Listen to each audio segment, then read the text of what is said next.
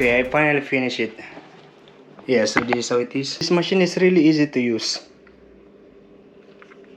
Yeah, nice. So I have a Velcro here. I already cut some, and yeah, I'm just going to put it here. So there's one here, another one there. I need to put Velcro here.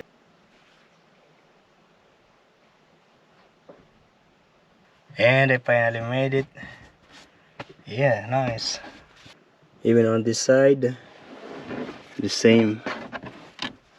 And if we go outside, we're not going to see what is inside. Yeah, it will be like this. Even if you look closer to the glass, you don't see anything. And because I want it to be always ready, like a semi-permanent, I will pull it like this.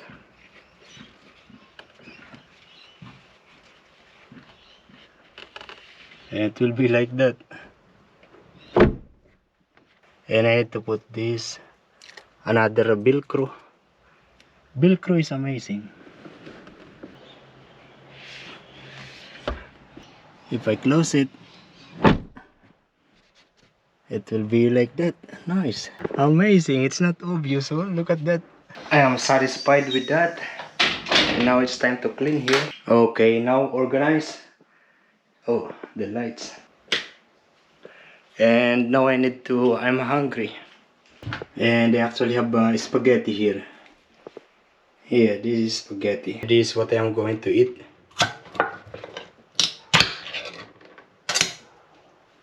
And look how it is inside.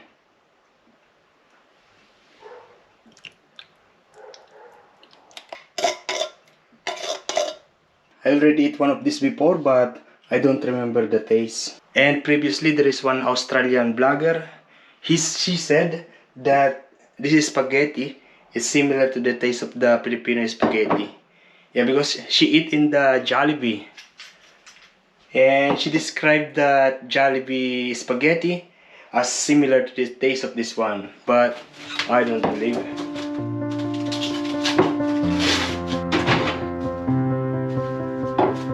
Oh, I have cheese. But this is frozen.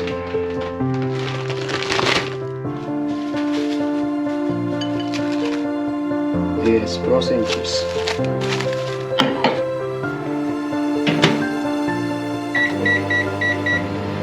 And I also have donut.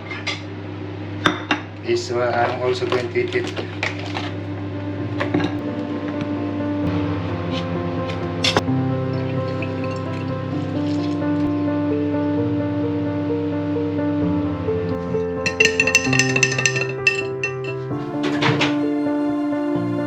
Okay, it's warm now.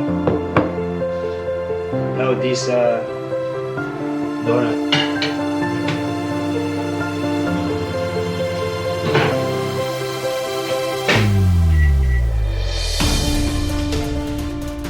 So the cheese is melted already.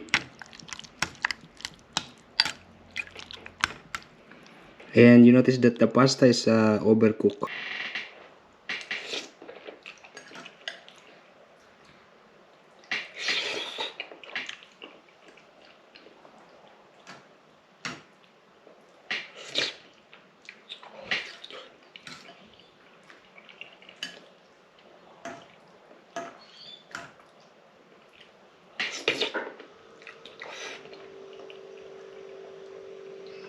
Yeah, it's a little bit similar to Filipino spaghetti. I think it's because this one is made for the kids.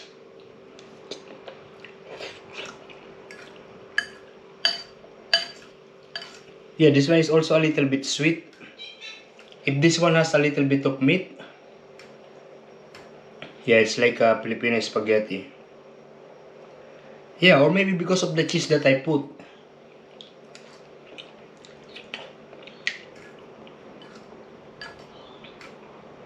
Okay, I agree with that Australian blogger in the Philippines. Actually, the name is Juicy. Yeah, Juicy. Yeah, Australian lady. But this one is very liquid. too much sauce. Then I have this donut and this lemon juice. Oh, today is already spring because today is September 1. Oh, September 1. Now in the Philippines, the people, they are playing the music Christmas song.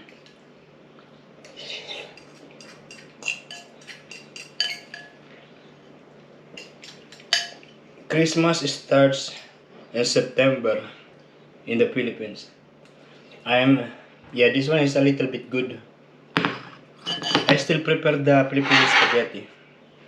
This one has too much sauce and the pasta is overcooked. It is now 5 o'clock, actually 5:30, and I'm going outside to have a coffee and walk around the town center. I am going to bring some of this. Yeah, this is a pita cracker and sky flakes. Inigo brought this to me. It's coming from the Philippines. Look at that. Really nice. I'm very happy with that. And this is how it is here at the moment. Yeah, it's actually a little bit cold, windy, but yeah, it's good. And we're just going to walk around over there having this coffee. You can see that it's windy and it's cold, a little bit uncomfortable, but it's okay. I need to walk. And like what I've said, today is the beginning of spring. I can see that the tree already started to have leaves. Very nice. Also those trees starting to have the leaves. Yeah, even this one. And this Christmas tree, the light is always on 24/7 the whole year. And we are now here in the Albura Marina. Not so much people. Actually, I want to go back now. Yeah, it is cold. Actually, we are going to have a quick look near to the grocery. This restaurant is not busy this time. There are just around 1, 2, 3, 4 tables occupied. But usually during weekends, they are busy. All this red garbage bin is out here because tomorrow morning will be the pickup of the garbage. Yeah, also in my street, tomorrow will be the pickup of the garbage. Just the garbage. The recyclable is next Friday. Not so much people, maybe inside the Woolworths. Yeah, long time I didn't experience this Chinese restaurant. Yeah, because I'm still trying to save. I don't eat in the restaurant anymore, only when I need to celebrate. Like last time, I bought a KFC. And this restaurant, this is actually new. Two Brothers Indian restaurant. They just opened recently, during the days that I was not vlogging. And you know, this beautiful restaurant, they are only open for breakfast. In the future, I am going to eat in that restaurant. The name is The Boy at the Bay. The Boys at the Bay. Yeah, Buoys. I don't know which cuisine they have.